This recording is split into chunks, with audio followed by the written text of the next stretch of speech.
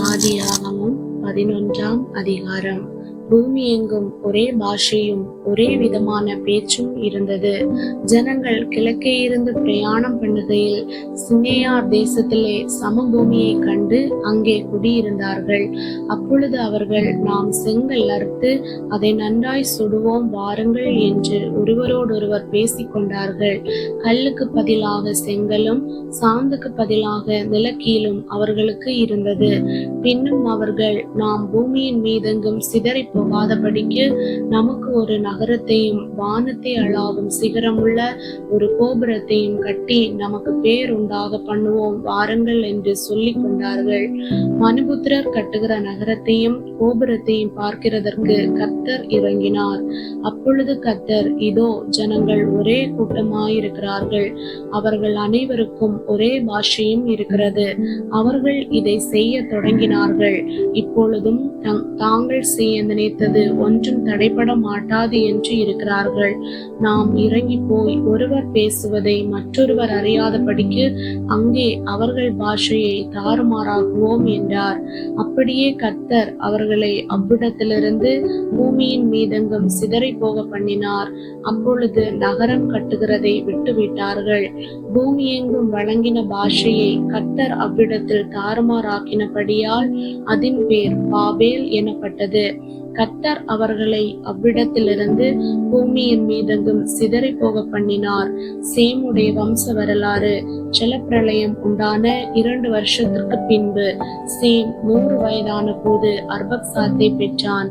Same அர்பக்சாத்தை பெற்ற பின் 500 வருஷம் உயிரோடிருந்து குமாரரையும் குமாரத்திகளையும் பெற்றான். அர்பக்சாத் 35 வயதான போது சாலாவை பெற்றான். சாலாவை பெற்ற பின் அர்பக்சாத் 403 வருஷம் உயிரோடிருந்து குமாரரையும் குமாரத்திகளையும் பெற்றான். சாலா 30 வயதான போது ஏபேரை பெற்றான். ஏபேரை பெற்ற பின் சாலா 403 வருஷம் உயிரோடிருந்து குமாரரையும் குமாரத்திகளையும் பெற்றான். ஏபேர் 34 வயதான போது பேலேகை பெற்றான். பேலேகை பெற்ற பின் ஏபேர் 430 வருஷம் உயிரோடிருந்து குமாரரையும் குமாரத்திகளையும் பெற்றான். பேலேகு 30 வயதான போது ரகுவை பெற்றான். ரகுவை பெற்ற பின் பேலேகு 209 வருஷம் உயிரோடிருந்து குமாரரையும் குமாரத்திகளையும் பெற்றான். ரகு 32 வயதான போது செரூகை பெற்றான். செரூகை பெற்ற பின் ரகு 207 வருஷம் உயிரோடிருந்து குமாரரையும் குமாரத்திகளையும் பெற்றான். செரூகு 30 வயதான போது நாகோரை பெற்றான். நாகோரை பெற்ற பின் செரூகு 200 வருஷம் உயிரோடிருந்து குமாரரையும் குமாரத்திகளையும் பெற்றான். நாகோர் 29 வயதான போது தேராகை பெற்றான். தேராகை பெற்ற பின் நாகோர் 119 வருஷம் உயிரோடிருந்து குமாரரையும் குமாரத்திகளையும் பெற்றான். தேராகு 70 வயதான போது ஆபிராம், நாகோர், ஆரான் என்பவர்களை பெற்றான். தேராகுடைய வம்ச வரலாறு. தேராகு ஆபிராம், நாகோர், ஆரான் என்பவர்களை பெற்றான். ஆரான் லோத்தை பெற்றான்.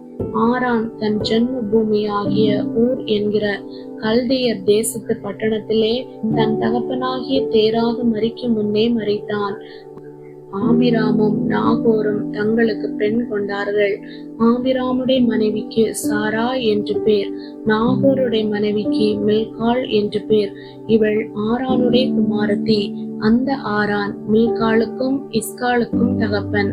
சாராய்க்கு பிள்ளை இல்லை, மலடியாயிருந்தாள்.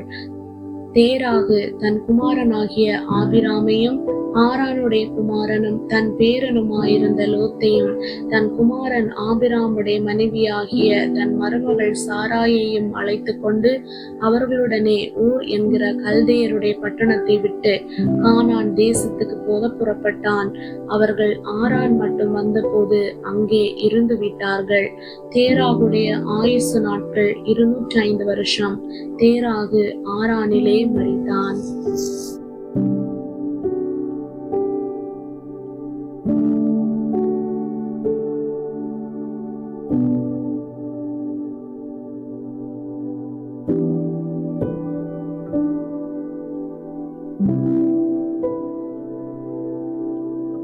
Thank you.